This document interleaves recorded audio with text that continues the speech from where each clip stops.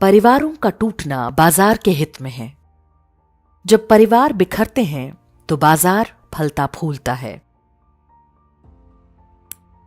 पहले एक परिवार एक घर खरीदता या बनवाता था, अब एक से अधिक घर खरीदने पड़ते हैं। एक से अधिक कार, एक से अधिक टेलीविजन, एक से अधिक वॉशिंग मशीन और ऐसे ही हर वो वस्तु जो एक ही पूरे परिवार के लिए पर्याप्त हुआ करती थी। बीते वर्षों में हमारे बाजारों में बहार आ गई, लेकिन समाज और परिवार बिखरते चले गए। पहले मुसलमान आक्रमणकारी आए, फिर यूरोपीय ताकतों ने हम पर हमला किया और भी कई लुटेरे आए और चले गए।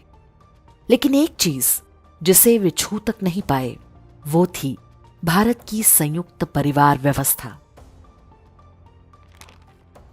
संयुक्त परिवार ही भारतीय समाज की वास्तविक सोशल सिक्योरिटी थी। यूरोपीय समाजों की तरह हमारे यहां पेंशन बहुत महत्वपूर्ण नहीं था। हमारे यहां अकेलेपन नाम की कोई बीमारी नहीं हुआ करती थी। मानसिक स्वास्थ्य कोई बहुत व्यापक समस्या नहीं हुआ करती थी। औपनिवेशिक शक्तियां आश्चर्य से देखती रहीं, लेकिन समझ नहीं सकी कि उनके द्वारा पैदा की गई हर मानवीय त्रासदी के बाद भी भारतीय कैसे बचे रह गए। पश्चिमी सभ्यताएं औपनिवेशिक मानसिकता से संचालित होती हैं। उनका सबसे बड़ा मजहब पैसा है। दूसरी ओर भारत है, जहां लोग आपस में मिल बांट कर रहते आए हैं। मितव्ययिता अर्थात कम खर्च में काम चलाना, बचत करना अच्छी आदत मानी जाती है। बाहरियों के लिए भारत में अपने प्रोडक्ट बेचना सरल नहीं था। बहुत सोच समझकर ये रणनीति बनाई गई, परिवार तोड़ो। जब हर व्यक्ति अलग अलग रहेगा तो डिमांड बढ़ेगी, बाजार फले फूलेगा। परिवार के जितने टुकड़े उतने गुना फायदा। मीडिया और फिल्मों की सहायता से संयुक्त परिवार को बहुत नकारात्मक तरीके से दिखाया जाने लगा। बताया जाने लगा कि संयुक्त परिवार में व्यक्तिगत इच्छाओं को दबाना पड़ता है। सास बहू के झगड़ों वाले सारे सीरियल्स के पीछे का हिडन मैसेज यही था। सबका हल यही कि घर छोड़कर अलग रहना ही ठीक है। न्यूक्लियर परिवारों को ग्लैमराइज किया जाने लगा। पति बच्चों के साथ अलग रहने को स्वतंत्रता, आधुनिकता और आत्मनिर्भरता का पर्याय बताया जाने लगा। भारतीय परिवार व्यवस्था के साथ हुए षड्यंत्र के परिणाम अब हमारे सामने हैं। दादा दादी और परिवार के बुजुर्ग अब हमें बोझ लगने लगे हैं।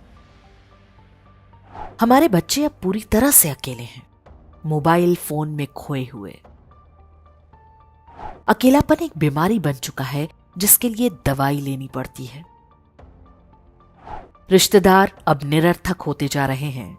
धीरे धीरे सुख दुख के रिश्ते भी समाप्त होने को हैं। बच्चों के संस्कार माता पिता या दादा दादी नहीं, बल्कि सोशल मीडिया के इन्फ्लुएंसर तय कर रहे हैं। पहले जो काम दादा दादी या परिवार के बड़े सदस्य करते थे, वो अब काउंसलर्स करने लगे हैं। बाजार के लिए ये एक आदर्श स्थिति है। हमारी हर समस्या उनके लिए एक प्रोडक्ट है। हमारी हर भावनात्मक आवश्यकता के लिए कोई न कोई ऐप है। हर त्योहार का मतलब है ढेर सारा ऑनलाइन ऑर्डर, चाहे वो सामान काम का हो या ना हो। ढेर सारे सब्सक्रिप्शन हमारे पास हैं जो हर तरह के चाहे अनचाहे संस्कार हमें बांट रहे हैं। मात्र 2 दशक के अंदर हमारा समाज पूरी तरह से बदल गया और ये प्रश्न खड़ा होने लगा कि हम क्या से क्या हो गए। क्या आपने सोचा है कि क्यों हमें दिवाली पर परिवार के साथ खुशियां मनाने के बजाय ऑनलाइन शॉपिंग करना अच्छा लगने लगा है? जोमेटो का जंक फूड मां के बनाए खाने से अच्छा क्यों लगने लगा है? दादी नानी की कहानियों के बजाय नेटफ्लिक्स, यूट्यूब और इंस्टाग्राम के वीडियो क्यों अच्छे लगने लगे हैं?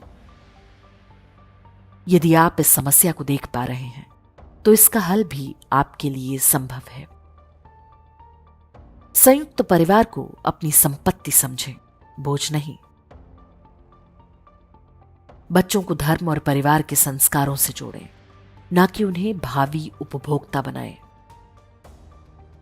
यदि आप अपने बुजुर्गों का सम्मान करेंगे, तभी आपके बच्चे भी आपका सम्मान करना सीखेंगे।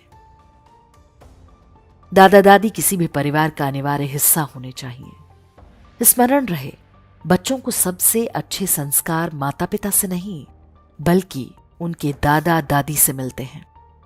वे स्वाभाविक रूप से उनसे ही सीखने की प्रवृत्ति भी रखते हैं। त्योहारों को भव्यता से मनाएं, लेकिन इस चक्कर में बाजार में सजे प्रोडक्ट्स का शिकार न बन जाएं। विशेष रूप से विदेशी कंपनियों के उत्पादों ने हमारे त्योहारों को जितना दूषित किया है, उतना किसी और ने नहीं किया होगा।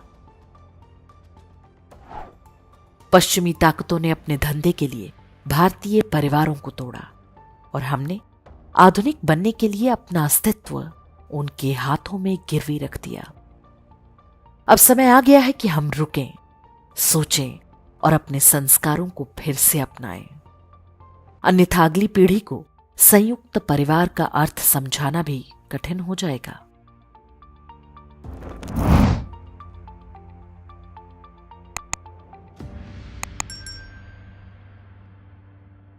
इंडेक्स ऑनलाइन के वीडियो समाज को समर्पित हैं।